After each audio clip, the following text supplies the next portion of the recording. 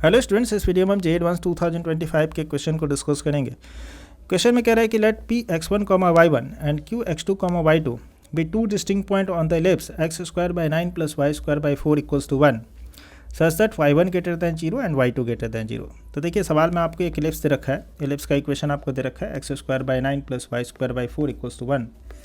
तो चलिए सबसे पहले हम उसी को ड्रॉ करते हैं। तो अगर हम इस एलिप्स को ड्रॉ करें तो हमारा जो एलिप्स है वो हमारा कुछ इस तरीके का दिखेगा। मान लेते हैं कि ये हमारा एलिप्स है एंड इस एलिप्स का इक्वेशन दे रखा है कि इस एलिप्स का इक्वेशन कितना है, x² / 9 + y² / 4 = 1। ठीक है, तो ये आपका ओरिजिन हो गया। इस पॉइंट का कोऑर्डिनेट 3, 0 हो जाएगा। This will B -3, 0। ये पॉइंट आपका 0, 2 हो जाएगा and this point will be 0, -2। ठीक है, अब कह रहे हैं कि इस एलिप्स पर दो पॉइंट हैं, दो पॉइंट आपको दे रखा है P और Q एंड P और Q कुछ इस तरह से है कि दोनों का y कोऑर्डिनेट ग्रेटर दैन 0 है। इसका मतलब पॉइंट P और पॉइंट Q कहाँ पर होगा, पॉइंट P और पॉइंट Q जो होगा या तो इस पोर्शन में होगा, एलिप्स के इस पोर्शन में होगा या फिर इस पोर्शन में होगा। तो चलिए हम दो पॉइंट P और Q जो मानना है वो हम कुछ यहाँ मान लेते हैं। दोनों को फर्स्ट क्वाड्रेंट में ही मान रहे हैं। दोनों को फर्स्ट क्वाड्रेंट में क्यों मान रहे हैं इसको हम एक्सप्लेन करेंगे जब क्वेश्चन में हम आगे बढ़ेंगे। तो अभी फ़िलहाल के लिए हम दोनों पॉइंट को इस तरीके से हम फर्स्ट क्वाड्रेंट में मान लिए। अब आगे सवाल में दे रखा है कि सी denote a circle x² + y² = 9। तो एक सर्कल है और सर्कल का इक्वेशन दे रखा है x² + y² = 9। तो चलिए हम पहले सर्कल को ड्रॉ कर लेते हैं। तो अगर हम सर्कल को ड्रॉ करेंगे तो सर्कल हमारा कुछ इस तरह का होगा, क्योंकि सर्कल का सेंटर तो सेम ही रहेगा 0, 0 एंड इसका रेडियस आपका 3 होगा। ठीक है, तो सर्कल कुछ हमारा कुछ इस तरीके का दिखेगा। ठीक है, तो ये हमारा सर्कल है एंड इस सर्कल का इक्वेशन हमको पता है कि इस सर्कल का इक्वेशन कितना दे रखा है, x² + y² = 9। ठीक है, सवाल में आगे कह रहा है कि m एक पॉइंट 3, 0 है। तो m आपका यही पॉइंट है 3, 0। ठीक है, नेक्स्ट कह रहा है कि suppose the line x = x1 intersect c मतलब सर्कल। तो x = x1 इंटरसेक्ट कर रहा है सर्कल को r पर और x = x2 इंटरसेक्ट कर रहा है सर्कल को s पर, such that y coordinate of r and s are positive. तो सबसे पहले x = x1 और x = x2 हम लोग ड्रॉ करते हैं। तो x = x1 आपका कुछ इस तरीके का हो जाएगा, ये लाइन आपका हो जाएगा x = x1 और this line is x = x2। ठीक है, तो ये लाइन आपका हो जाएगा x = x1 and this line is x = x2। ठीक है, सवाल में कह रहा है कि x = x1 जो है वो सर्कल को r पर इंटरसेक्ट कर रहा है, x = x2 जो है सर्कल को s पर इंटरसेक्ट कर रहा है, such that y coordinate of r and s are positive. ठीक है, तो यहाँ पर हमारा पॉइंट r और s कौन सा होगा, तो हमारा पॉइंट r आपका ये हो जाएगा, क्योंकि ये लाइन जो है सर्कल को इन दोनों पॉइंट पर इंटरसेक्ट कर रहा है। ठीक है, बट हम r किसको मानेंगे, जिसका y कोऑर्डिनेट पॉजिटिव है, क्योंकि यहाँ पर दे रखा है कि y coordinate of r and s are positive. और x = x2 इस सर्कल को इस पॉइंट पर इंटरसेक्ट कर रहा है ना, एंड इस पॉइंट का y कोऑर्डिनेट भी पॉजिटिव है। ठीक है, तो r इसको लेंगे, s इसको लेंगे। ओके, नेक्स्ट आपको दे रखा है आगे में कि एंगल ROM आपका π/6 है। एंगल ROM π/6 है। ROM मतलब क्या हुआ, कौन सा एंगल की बात कर रहा है, तो इस एंगल की बात कर रहा है। ठीक है, सो दिस एंगल इज़ π/6। ठीक है, यह आपका एंगल ROM हो गया। और आगे कह रहा है कि एंगल SOM π/3 है। तो SOM मतलब ये वाला एंगल हो गया। ठीक है, सो ये पूरा एंगल आपका कितना हो जाएगा, π/3 हो जाएगा। This angle is π/3। ठीक है, एंड कह रहा है कि वो डिनोट्स द ओरिजिन 0, 0। तो वो आपका ओरिजिन है 0, 0। अब यहीं पर हम एक्सप्लेन करेंगे कि पॉइंट P और पॉइंट Q को हम इस फर्स्ट क्वाड्रेंट में क्यों लिए हैं, क्योंकि पॉइंट P और पॉइंट Q को अगर हम फर्स्ट क्वाड्रेंट में लेंगे तभी ROM आपका π/6 होगा और SOM आपका π/3 हो पाएगा। ठीक है, अगर हम इधर ले लिए होते तो फिर ये एंगल आपका नहीं हो पाता, ये आपका 90 डिग्री से ये ज़्यादा एंगल हो जाता है ना। ठीक है, तो इसीलिए हम पॉइंट P और पॉइंट Q को हम फर्स्ट क्वाड्रेंट में लिए हैं। नेक्स्ट हम लोग सवाल पर चलते हैं। सवाल में कह रहा है कि हमको निकालना है equation of line joining P and Q। ठीक है, तो पहला और दूसरा ऑप्शन जो है वो आपका लाइन के इक्वेशन पर है कि P और Q को ज्वाइन करने वाला जो लाइन है उसका इक्वेशन क्या होगा। तो अगर आप इसमें देखेंगे तो पॉइंट P ये है और पॉइंट Q ये है। अगर हम पॉइंट पी और पॉइंट क्यू निकाल लेते हैं तो हम पी क्यू का इक्वेशन भी काफ़ी आराम से फाइंड आउट कर सकते हैं। तो चलिए हम लोग पहले पॉइंट पी और पॉइंट क्यू को निकालते हैं। तो यहाँ पर पॉइंट पी और पॉइंट क्यू का कोऑर्डिनेट निकालने के लिए हम ऑक्सिलरी सर्कल के कॉन्सेप्ट का इस्तेमाल करेंगे।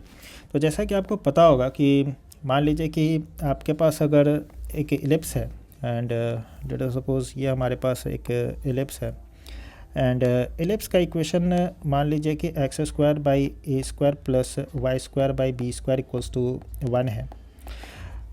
तो इसके मेजर एक्सिस को डायमीटर मानते हुए अगर कोई सर्कल ड्रॉ करते हैं तो इस सर्कल को हम क्या बोलते हैं, ऑक्सिलरी सर्कल बोलते हैं। ठीक है। एंड अगर हम इस सर्कल पर कोई भी पॉइंट ले लें, एक पॉइंट पी ले लें, ठीक है, तो इस पॉइंट पी का कोऑर्डिनेट अगर हम चाहें तो इस तरीके से लिख सकते हैं a cos theta comma A sine theta. यहाँ पर थीटा कौन सा एंगल होता है, तो हमारे पास यहाँ जो थीटा होता है वो आपका ये एंगल होता है ओपी जो एक्स एक्सिस से बनाता है। ठीक है।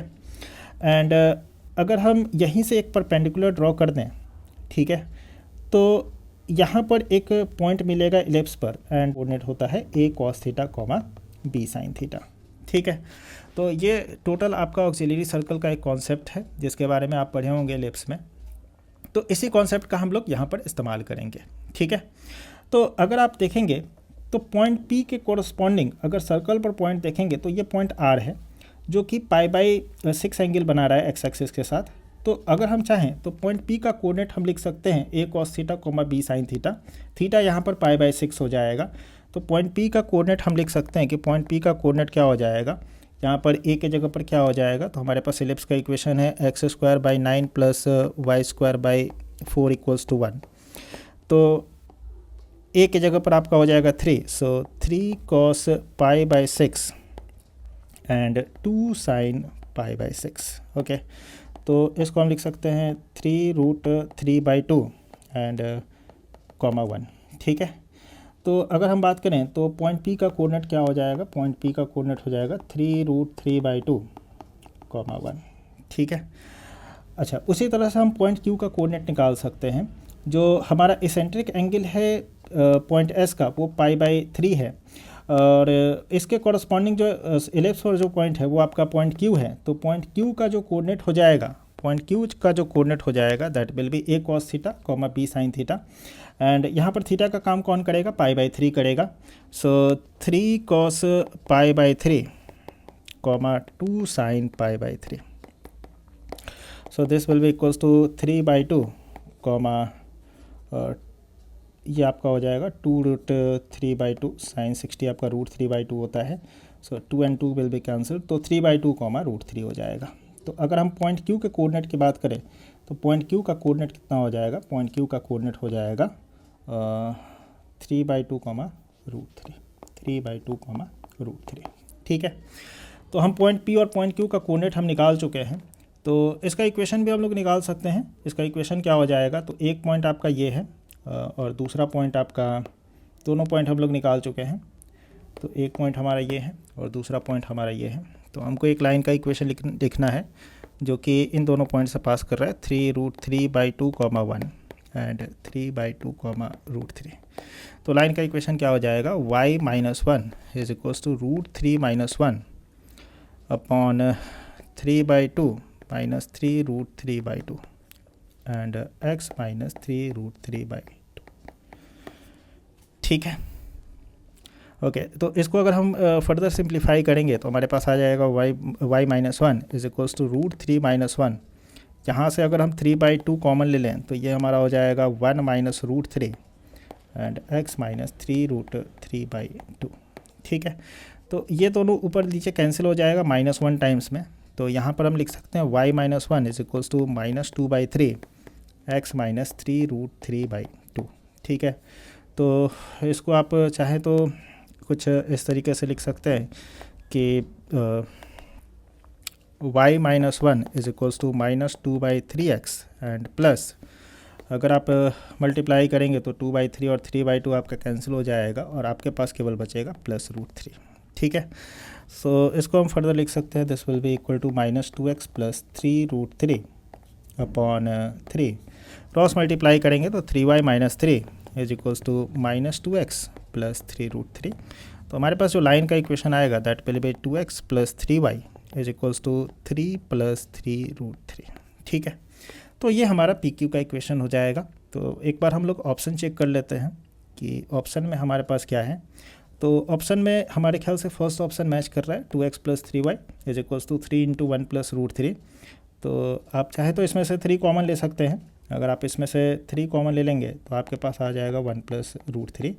तो बिल्कुल सेम ही आंसर है, 2x + 3y is equals to 3 × 1 + √3 option number 1 में। तो ऑप्शन नंबर 1 तो करेक्ट है। ठीक है, तो ऑप्शन नंबर ए अगर करेक्ट है तो ऑप्शन नंबर बी आपका गलत हो जाएगा, है ना। नेक्स्ट ऑप्शन नंबर सी और ऑप्शन नंबर डी को अगर हम चेक करना चाहें तो कह रहा है कि n2 = x2, 0 है। तो कह रहा है कि इस रिलेशन को चेक करना है कि thrice of mod n2q। Mod n2q क्या रिप्रेजेंट कर रहा है, तो बेसिकली मॉड xy यहाँ पर xy का लेंथ रिप्रेजेंट कर रहा है ना।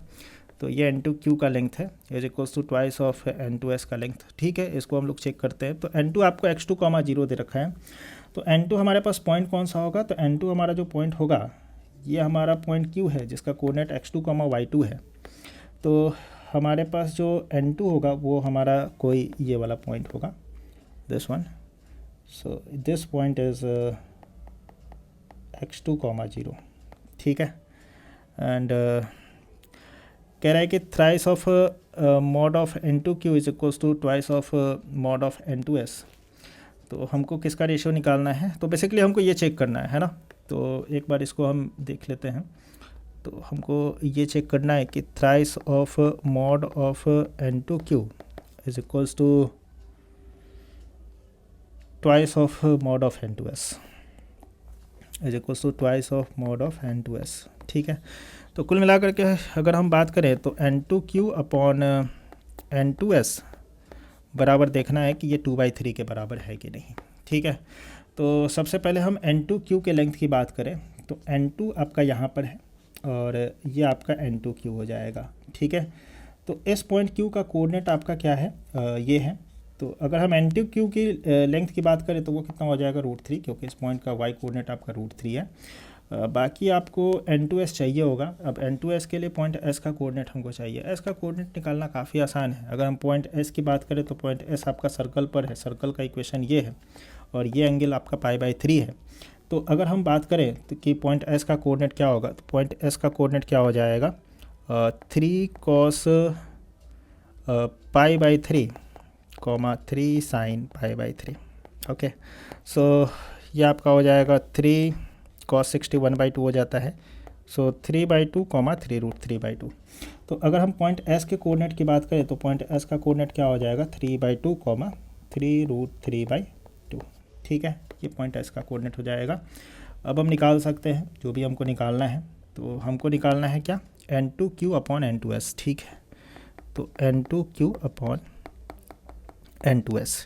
तो n2q क्या हो जाएगा, n2q हो जाएगा आपका n2q, ये डिस्टेंस हो जाएगा और इस पॉइंट का y कोऑर्डिनेट √3 है। तो n2q तो √3 हो जाएगा। So this will B √3। And n2s की बात करें तो n2s कितना हो जाएगा, n2s आपका ये हो जाएगा और इस पॉइंट का कोऑर्डिनेट क्या है, 3√3/2। तो ये आपका 3√3/2। So this will be equals to √3 × 2/3√3।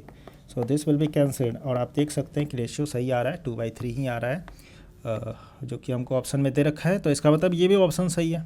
ठीक है, तो यानी कि ऑप्शन नंबर आपका सी भी सही है। उसी तरह से हम ऑप्शन नंबर डी को भी वेरीफाई कर सकते हैं। यहाँ पर कह रहा है कि n1 आपका x1, 0 है। तो पहले तो n1 मार्क कर लेते हैं। n1 कहाँ पर होगा, तो ये पॉइंट P है जिसका कोऑर्डिनेट x1, y1 है। तो n1 आपका यहाँ पर होगा, है ना। एंड इसका कोऑर्डिनेट क्या है, x1, 0 है। ठीक है, इसका कोऑर्डिनेट कितना है, x1, 0 हो जाएगा। ठीक है, एंड कह रहा है कि ये वेरीफाई करना है 9 ऑफ n1p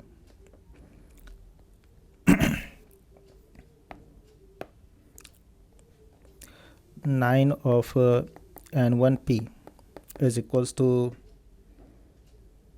4 ऑफ n1r। ठीक है, is equals to 4 times n1r।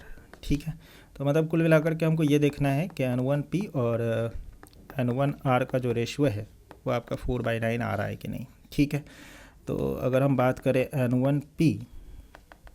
N1P upon N1R अगर हम निकालना चाहें तो सबसे पहले N1P कितना है, N1P की अगर हम बात करें तो N1P मतलब ये है ना, और इस पॉइंट का y कोऑर्डिनेट 1 है तो N1P तो आपका 1 हो जाएगा, तो N1P आपका 1 हो जाएगा। नेक्स्ट अगर हम N1R की बात करें, N1R मतलब ये डिस्टेंस, ठीक है। तो पॉइंट R का कोऑर्डिनेट हम निकाल सकते हैं, ये एंगल आपका कितना है π/6 है, तो ये सर्कल पर पॉइंट है एंड ये आपका एक्स एक्सिस से π/6 एंगल बना रहा है, तो हम पॉइंट R का कोऑर्डिनेट निकाल सकते हैं। पॉइंट R का कोऑर्डिनेट क्या हो जाएगा, a cos theta comma a sin theta, so 3 and cos यहाँ पर कितना हो जाएगा cos 30 that is √3/2 and 3 sin 30 यानी कि 3/2, ठीक है। सो पॉइंट R का कोऑर्डिनेट कितना हो जाएगा, पॉइंट R का कोऑर्डिनेट हो जाएगा आपका 3√3/2 कॉमा 3/2, ठीक है। तो अगर हम N1R की बात करें तो N1R आपका कितना हो जाएगा 3/2 के बराबर हो जाएगा, है ना, तो ये आपका 3/2 के बराबर हो जाएगा। So this is equals to 3/2, so this ratio is 2/3, तो ये आपका 2/3 के बराबर होगा, बट ऑप्शन में आपको 4/9 दे रखा है, तो ये आपका ऑप्शन गलत है ना, so this option is wrong. तो आपका दो ही ऑप्शन सही है, option number A and C।